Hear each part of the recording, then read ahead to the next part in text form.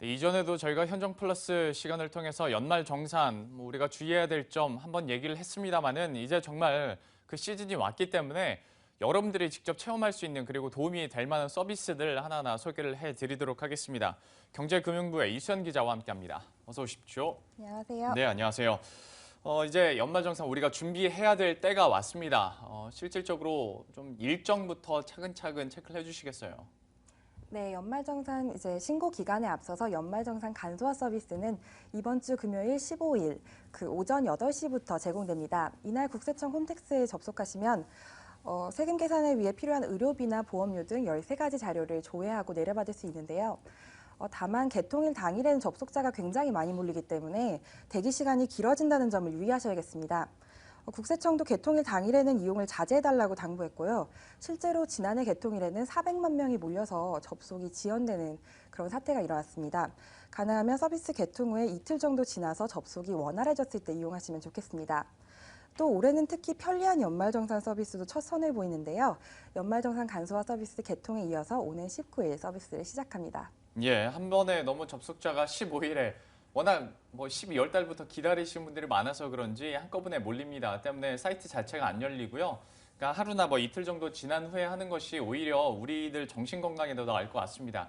그리고 마지막에 편리한 연말정산 서비스라고 얘기를 해주셨는데요. 사실 연말정산 간소화 서비스는 저도 해봤고 많은 분들이 이제 대부분 다 아실 텐데 이 서비스에 대해서는 좀 생소한 것 같습니다. 이게 어떤 건가요?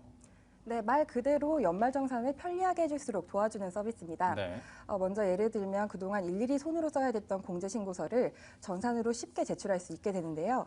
편리한 연말정산 서비스를 통해서 자기가 공제받을 자료가 무엇인지 선택만 하면 연말정산 간소화 서비스와 연동해서 이게 바로 반영이 되는 겁니다.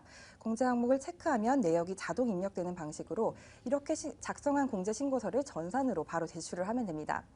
이에 따라서 연말정산 예상 세액 계산도 훨씬 쉬워지는데요. 예. 근로자가 공제받을 연말정산 간소화 자료, 서비스 자료를 선택하고 추가 수집 자료를 또 다시 추가로 선택하고 그렇게 하면 바로 예상 세액을 계산할 수 있습니다. 또 여기서 연말정산 3개년 추이와 항목별 유의사항도 확인할 수 있고요. 특히 연말정산 때마다 고민이 많은 맞벌이 부부들을 위한 절세 가이드도 마련이 됐습니다.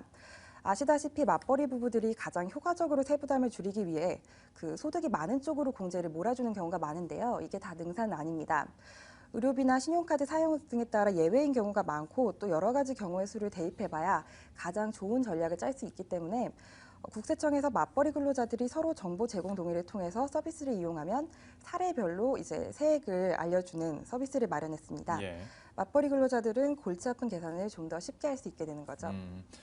편리한 연말정산 서비스 앞서서 19일부터 서비스 시작된다고 했었잖아요. 그럼 이거는 어디 다른 데 따로 가서 제가 간소화 서비스처럼 하는 건가요? 이거 어떻게 하는 건가요, 이거는?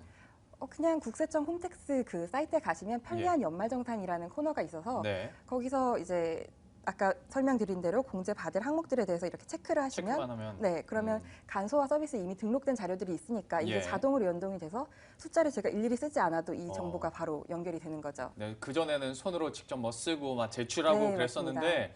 이게 이제 전산화가 되는 겁니다. 때문에 훨씬 이 부분이 사실 좀 귀찮기도 하고 시간 많이 잡아먹었었는데 많이 이렇게 편리해질 것 같고요. 그렇다면 이제 이것을 준비하는 회사 측에서도 과연 어떤 준비가 필요할까도 많이 궁금해하실 것 같은데요. 회사 관계자들도 있을 테니까요. 이 부분도 설명을 해주시겠어요? 네, 그래서 직장인들이 그렇게 편리한 연말정산 서비스를 효과적으로 이용하려면 그런 회사나 세무 대리인들이 기초 자료를 먼저 입력을 해줘야 됩니다. 네. 그래서 근로자의 이름이랑 주민등록번호만 홈택스에 등록을 해도 일단 공제신고서를 전산으로 제출하는 건 가능해지는데요. 아까 말씀드린 예상세액 계산을 위해서는 회사 측에서 총급여와 연금보험료, 회사에서 내는 기부금, 이미 납부한 소득세 등의 선택 자료를 이제 추가로 입력을 해줘야 됩니다. 또 회사 측에서도 온라인으로 공제신고서를 제출받고 다시 지급 명세서를 홈택스를 통해 작성을 하기 위해선 여기서 비과세 항목들과 감면 대상 그런 관련 자료들도 계속 올려야 되고요. 네. 그래서 절차를 다시 설명을 드리면 회사에서 먼저 연말정산 기초 자료를 등록을 하고 근로자가 여기에 자기가 공제받을 신고서를 이제 전산으로 입력을 하고 이걸 다시 회사가 검토해서 지급 명세서를 전산으로 작성하는 방식이 되는 겁니다. 네. 그래서 결과적으로는 종이 없이 모든 게 이뤄질 수 있는데요. 이를 위해서 회사에서 이달 말까지는 자료를 먼저 등록을 해줘야 근로자들이 편리한 연말정산 서비스를 더 효과적으로 이용할 수 있을 것 같습니다. 우리는 편리해지는데 각 회사 회계팀은 좀 더 힘들어지겠네요. 그리고 회계팀이 이런 걸 좀 잘 해줘야 우리가 더 큰 공제를 받을 수 있기 때문에 여러분들도 이 부분 좀 신경 쓰시길 바라겠고요. 뭐 아무리 이렇게 간소화가 되고 또 편리해진다고는 하지만 연말정산 자체가 개인이 어떻게 철저하게 노력을 하느냐에 따라서 아직까지는 좀 시비가 엇갈릴 수 있을 것 같아요. 그래서 좀 팁이라고 해야 될까요? 유의사항이라고 해야 될까요? 좀 추가적으로 설명을 해주시겠어요? 네, 말씀하신 대로 의료비 공제 같은 경우는 그 본인이 가장 세심하게 챙겨야 더 많이 받을 수 있는 부분인데요. 예. 특히 일부 영세한 병원들이나 이런 곳에서 좀 국세청에 자료를 제출하지 않거나 소득 탄로를 위해서 관련 자료를 숨기는 경우도 있기 때문에 의료비 사용 내역은 다시 한번 확인을 하시는 게 좋겠습니다. 네. 그래서 만약 연말정산 간소화 서비스로 확인을 하셨는데 의료비 금액이 사실과 같지 않으면 그 오는 20일까지 이용되는 의료비 신고센터를 통해서 신고를 할 수 있습니다. 또 올해 바뀐 점 가운데는 난임 시술비의 공제 한도가 없어졌다는 점을 눈여겨 보셔야겠는데요. 네. 이제 난임 시술비의 경우는 공제 한도가 없는데 공제 한도가 있는 의료비 공제로 이제 포함이 되면 의료비 공제 한도를 다 쓰신 분들의 경우에는 의료비 공제를 덜 받게 되는 경우가 생기는 겁니다. 그런데 이게 사생활 보호를 위해서 그 연말정산 간소화 서비스에는 의료비 공제 안에 포함이 돼 있기 때문에 예. 그 지난해 치료를 받으셨다면 본인이 직접 이 분류를 바꿔주셔야 혜택을 좀 많이 보실 수 있습니다. 아, 그러니까 이제 사생활 보호 측면에서 이게 민감한 문제다 보니까 일부러 의료비 쪽으로 포함을 시키는데 네. 여러분들이 추가적으로 공제를 받고 싶으면 개인적으로 따로 이렇게 분류해서 체크를 해야 된다는 거죠? 네, 그런 부분인데 일단 난임 시술비 같은 건 공제 한도가 없는데 예. 의료비 공제 안에 같이 잡히면 의료비 공제는 한도가 있으니까 그렇죠. 그 한도를 잡아먹는 효과가 생긴다는 그렇죠. 거죠. 그래서 의료비 뭐 한도를 다 채우지 않으신 분들의 경우에는 사실 상관이 없긴 하지만 네. 만약에 그 한도를 다 채우셨을 경우에는 이걸 따로 분류를 해주시는 게 훨씬 유리할 수 있다는 점입니다. 예, 이 부분 꼭 여러분들이 좀 체크를 하셨으면 좋겠습니다. 올해 바뀐 점이니까요. 좀 생소하실 것 같아서 한번 짚어봤고요. 계속해서 설명해 주시죠. 네, 그래서 또 추가로 보시면 좋은 점은 저도 안경도 쓰고 렌즈도 쓰는데 네. 이런 부분들이 의료비 공제에 포함이 됩니다. 그런데 안경점 같은 경우는 그 연말정산 간소화 서비스에 연동이 돼 있지 않기 때문에 본인이 영수증을 직접 챙겨서 제출을 해야 공제 혜택을 받을 수 있습니다. 네. 최대 50만 원까지 소득 공제 혜택을 받을 수 있고요. 또 이외에 교복이나 체육복, 휠체어 같은 장애인 보조 기구 구입비, 취약 전 아동의 학원비나 종교단체 기부금도 별도 증빙 자료를 챙겨서 제출해야 혜택을 받을 수 있습니다.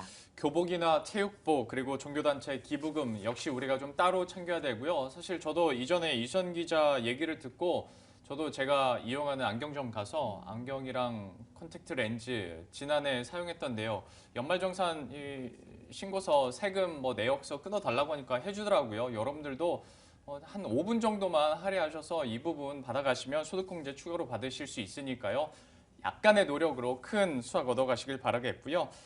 그런데 뭐 이렇게 하다 보면 난 이것도 체크하고 이것도 하다 보면 약간 부풀려져서 공제를 더 많이 받아야지라고 혹할 때가 있어요. 근데 이게 갑자기 가산세가 붙으면서 손해를 볼 수 있다라는 얘기를 들어서 이것도 진짜 잘해야겠구나 싶은데요. 이건 어떤 내용인가요? 네, 말씀하신 대로 굉장히 주의하셔야 되는 부분인데요. 공제를 많이 받고 싶은 건 모든 근로자들의 마음이지만 이렇게 실수나 혹은 고의로 공제를 과다하게 받으면 향후에 가산세 폭탄으로 오히려 추가 세금 부담을 너무 많이 늘리게 되는 그런 불이익을 받을 수 있습니다. 네. 먼저 간소화 서비스에서 제공되는 의료비 자료여도 그 사내 근로복지기금이나 실손보험금, 국민건강보험공단에서 보전받은 의료비는 세액공제를 받을 수 없습니다. 그리고 또 부모님 의료비를 많이 썼다고 해서 형제나 자매가 나눠내는다든지 그런 식으로 부양가족 한 명을 근로자 여러 명이서 나눠서 중복으로 공제를 받을 수 없고요. 네. 또 교육비의 경우에도 사내 근로복지기금에서 지원받은 학자금, 장학금 등에 대해서는 안 되고 또 부양가족의 대학원 교육비 등도 세액공제를 받을 수가 없습니다. 특히 종교단체 기부금을 허위로 신고하면 탈세로 간주가 되는데요. 이 경우에는 이자도 내야 하고 40%의 가산세가 부과됩니다. 그래서 이런 식으로 허위로 신고하는 일은 없도록 주의하셔야겠고요. 국세청은 공제 항목을 꼼꼼히 챙겨서 누락 없이 공제를 받는 것도 중요하지만 실수나 고의로 공제를 과다하게 받지 않는 것도 중요한 절세 전략의 하나라고 조언했습니다. 예, 추가적으로 우리가 좀 유의해야 될 부분 이런 말씀을 드렸는데요. 이제 정말 디데이가 다가오고 있습니다. 잘 챙기고 잘 준비하셔서 소득공제 많이 받아가시면 좋겠습니다. 경제금융부의 이수연 기자와 함께했습니다. 고맙습니다. 감사합니다.